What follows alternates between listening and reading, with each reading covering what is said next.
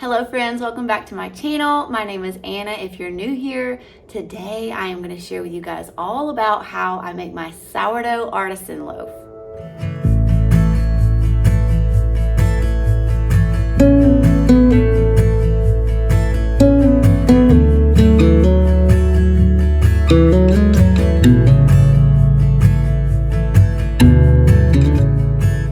Okay guys, so you know that I've been doing sourdough for like a year and a half. I tried it during like 2020, I think. Epically failed. Gave it another try soon after that. It was successful after that. I think the main reason it was successful is that I got a really good starter from a friend of mine. And that made a big difference because I feel like if you start out with a really strong starter, established starter, and you don't try to make your own, it's easier to me. And ever since then, I have just been on this fun sourdough journey, trying all of the things, really trying to master the craft. And I feel like I have gotten the hang of it. It is definitely a huge learning curve. It's something you have to practice and practice and practice. It's something you learn through a lot of trial and error.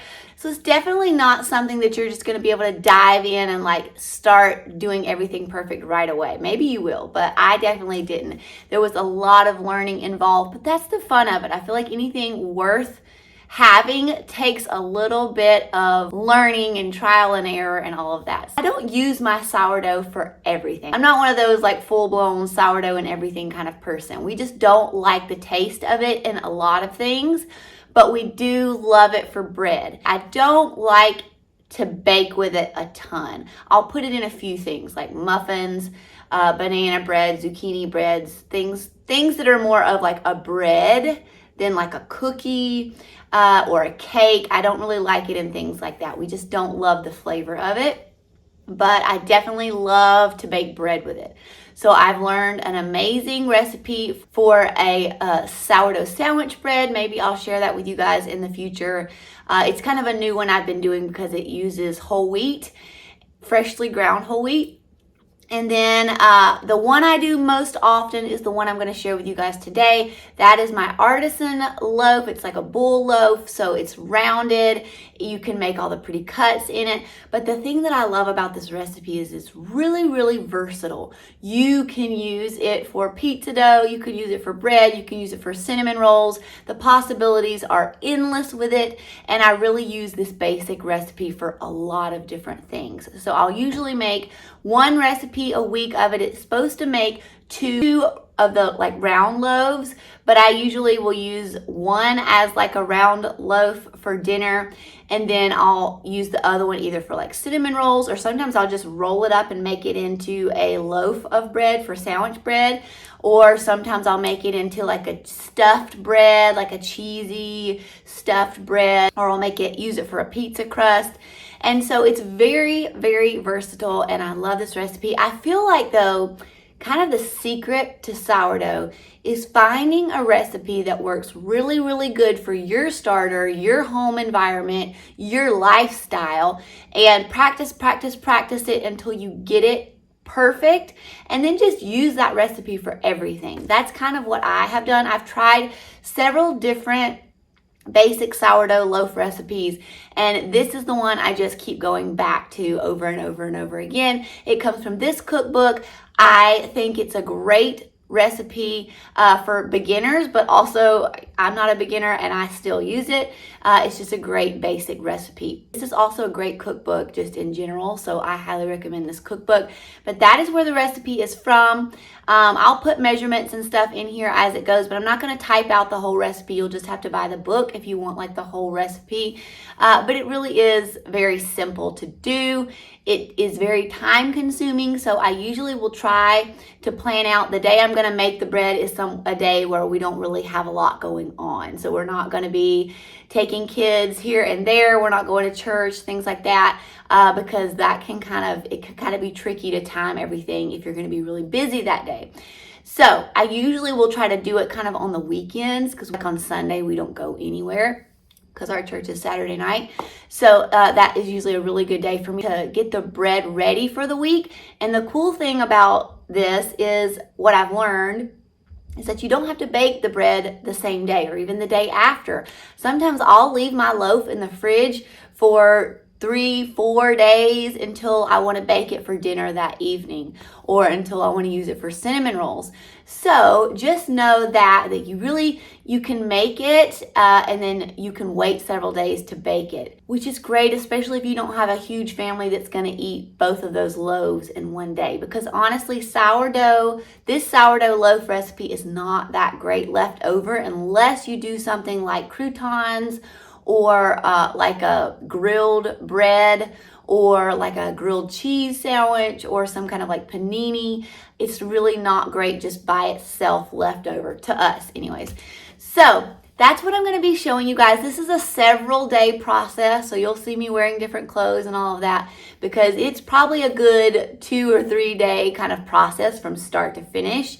And so I'm going to show you a few different ways that I use this bread, and just kind of how we do it all. And so also I want to mention, I don't feed my sourdough every single day. I usually leave it in the fridge for several days, and then I'll pull it out usually just on the weekends and kind of make my sandwich bread and make my artisan bread within a few days of each other, and then I'll put my starter back in the fridge and kind of leave it there for a little while. So I am not one of those people who are like using sourdough for everything and constantly feeding it. I just don't use it often enough to do all that, but maybe one day. So that's what we're gonna do today. I hope you guys enjoyed this video. I hope it gives you a lot of inspiration and tips. Sourdough has really blessed my family. It has been something fun that the kids have really learned to do with me. They've learned a lot about it all, and it's been something that has really blessed my family. Everyone looks forward to sourdough. Everybody in the house, my husband especially. And the days that we get to have sourdough, it just feels really special. And I know that it's going to be something my kids remember when they're old. So I highly recommend starting sourdough if you've never tried it before. And maybe this video will give you a good push in the right direction. Okay, friends, so I'm going to show you how I do my sourdough artisan loaves. First of all, I use this recipe from this cookbook. I'll link it for y'all. It has been my tried and true recipe. Last night, I went ahead and did this part, which is the big starter that you need for your bread. And so that's what this is. So it started out below that rubber band, and that's how much it's grown overnight. And so it's nice and bubbly. You can see all those nice bubbles. So that's what you want. And you also want to make sure it floats.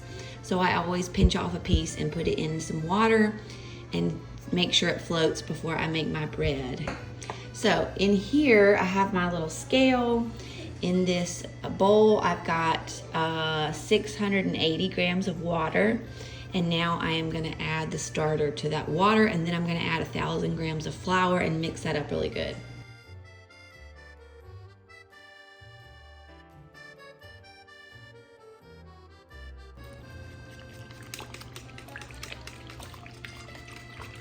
I'm just mixing the starter and water really good with this dough hook thing. You want to see some bubbles. Okay, and now I'm going to add the flour. I use organic all-purpose flour, the one from Costco. We love it. It's my favorite flour. I actually tried kamut flour recently. It was a disaster. We hated it. It tasted awful. It was just way too sour. I don't know if the brand I got was just bad or what, but we could not get used to that flour, and I am pretty sure it's just gonna go to waste at this point. Okay, now you're just gonna mix it up really good. I usually start out with my dough hook and then move to using my hands after that.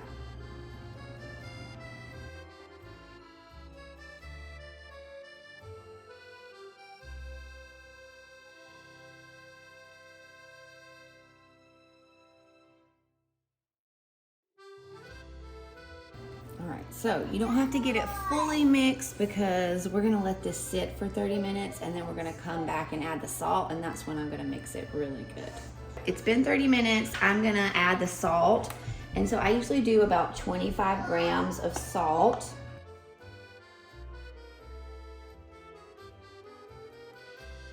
And then I just mix a little bit of water in with it, just enough to wet the salt. And then I'm gonna pour this in and mix this really well with the dough.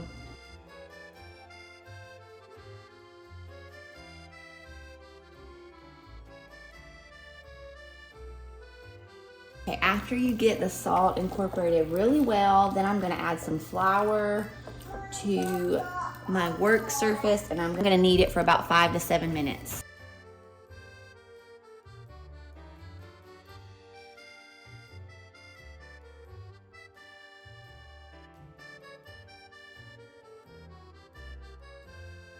So I've done the recipes where you don't do the kneading part of this, or you do it maybe a different way, and I've never had success with those recipes. My loaves just don't turn out as nice. So for me, this is a really important step. You just keep adding flour and you just keep kind of stretching and folding the dough and kneading it.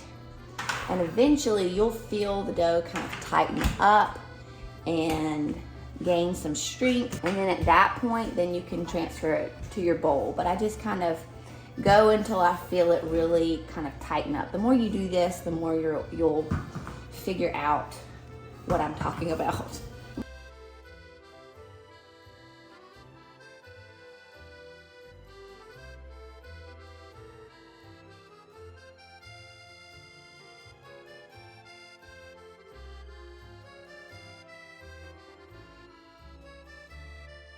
I don't know the amount of flour that I use during this process, but I would say it's probably like 3/4 of a cup to a cup of flour. It obviously can't be super sticky or you can't knead it very well. So I just try to keep as little flour as I can, but also not have it be sticky.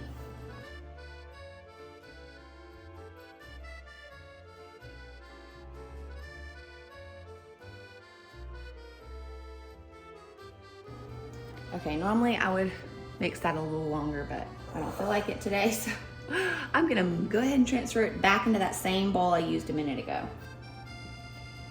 So now it's time to let this rise. I usually leave it in a warm place, which is like usually my bedroom. And I come and do a stretch and fold about every hour for about 4 hours.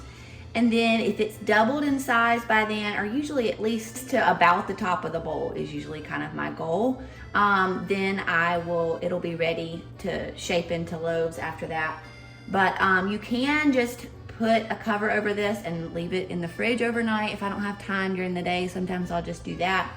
But I'm gonna leave this out for probably like 4 to 6 hours, do some stretch and folds, and then kind of let it do its thing. My goal is to hopefully have some bread for dinner tonight. This makes 2 loaves, so I'll use 1 loaf for dinner tonight, and then I'll probably save the other loaf for tomorrow night. And I think tonight I may make like some cheesy kind of braided bread, just because it doesn't take quite as long as regular sourdough loaf bread. But then tomorrow I'll make the regular loaf, so I'll show you both. Okay, it's been about an hour. You can see it's risen a little bit. I just got my hands just a little bit wet so the dough doesn't stick to my hands as bad. And now I'm just gonna do some stretch and folds. You don't wanna tear the dough. You just wanna kind of pull and then fold it over. And do this on all 4 sides of the dough.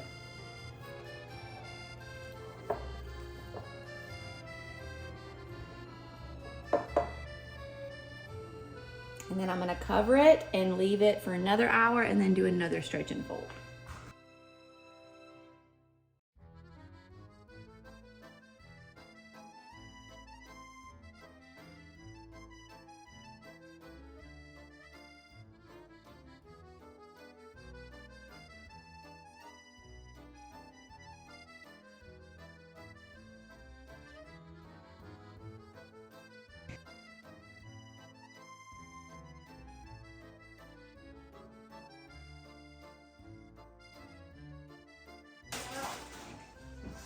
Okay, so you can see it's risen a good bit. It's getting some nice bubbles in there.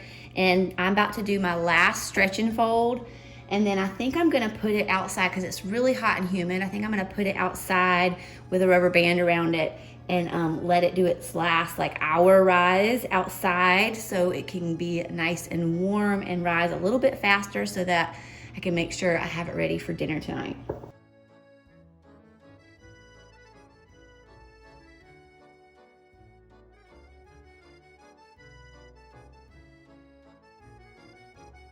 Brought this in and it has risen really nicely. I am ready to separate it into 2 loaves. So I'm gonna put it out on the counter, divide it in half, and then I'm gonna leave it sitting there for about 30 minutes. It just helps the dough be easier to work with. And then I'm gonna add some different toppings to it after that.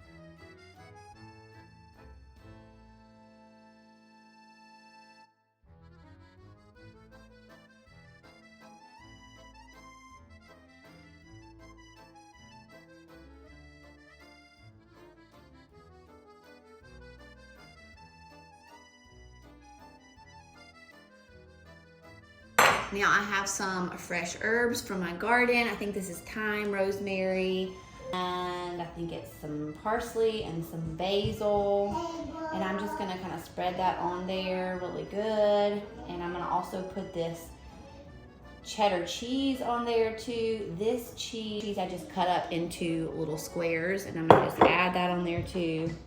Try to get as much of it in there as I can.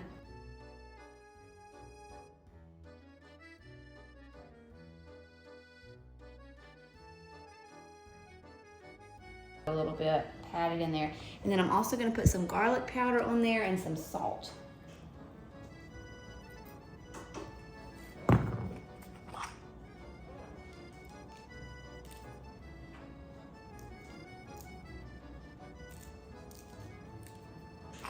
I'm just gonna roll it up the best I can. It's probably not gonna be perfect.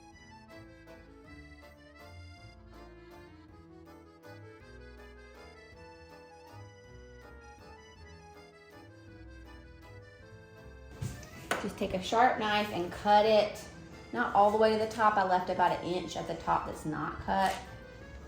And I'm just gonna cut this down the middle and then kind of just twirl these 2 pieces together. I don't wanna braid it because I'm worried that all the toppings are just gonna fall out that way. And this can get super messy because the dough is really sticky, but you just kind of have to do the best that you can do.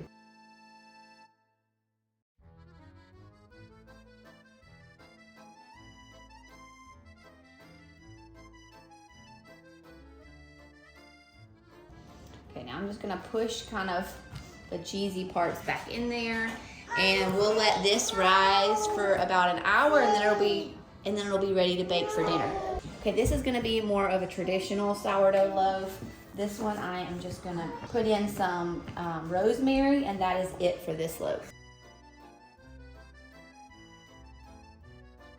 And then I just kind of fold this side over, fold that side over, and then I roll it up like this. You want to kind of be pretty gentle with your dough. And then you just kind of pull it towards yourself, kind of tilting your hands under as you go. And you're just going to shape it into a really nice round loaf. And this builds tension in the loaf as well. And you can see all the really yummy, nice bubbles.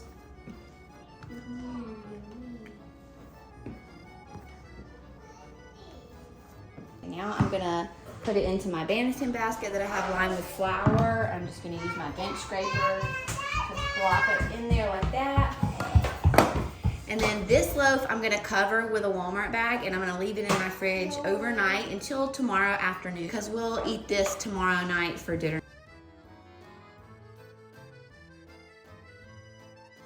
Y'all, this looks incredible. I may have cooked it just a tad bit too long, but I think it's gonna be so yummy. Look at all that goodness.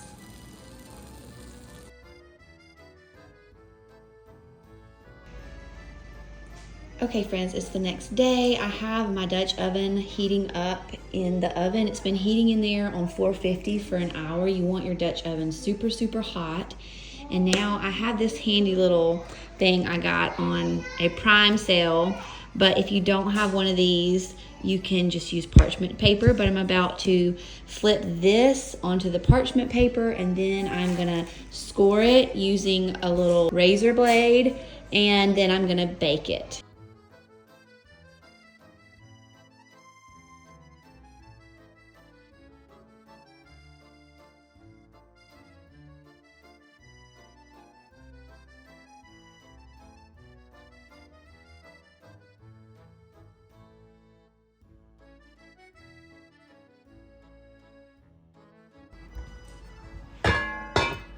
All right, so I'm gonna cook this in the oven with the lid on 450 for about 25 minutes, and then I'm gonna take the lid off. I'm gonna lower the temperature to 425, and then I'm gonna bake it an additional 15 to 20 minutes.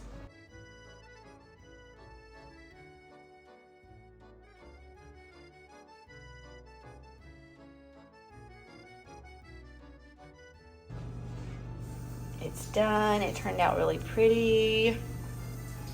You can hear it's really crunchy. It's gonna be good. Well friends, that is going to be it for this video. I hope that sourdough recipe was helpful for you. I hope it inspired you to get in the kitchen and bless your family with some sourdough this week. If you can't find sourdough starter anywhere, I'm going to link a few places below where you can buy it online. You can probably find it in your area though. Honestly, if you're a part of like a homeschool co-op, or if you're a part of any kind of like homesteading groups or raw milk groups, places like that always have sourdough people, okay? So ask in there, because I know sourdough people are people who love to share it. And so if you ask in there, I'm sure someone will be so happy to share their starter with you. And then that way you don't have to make it from scratch, but you can make it from scratch if you want to. But I really recommend just getting in there and just starting. Even if it's really scary, really daunting, just get in there and just try it, because I guarantee you it's gonna bless your family. That is it for today's video, guys. Thanks for watching. Be sure you give this video a thumbs up and subscribe to my channel if you haven't already, and I'll see y'all here next time. Bye, guys.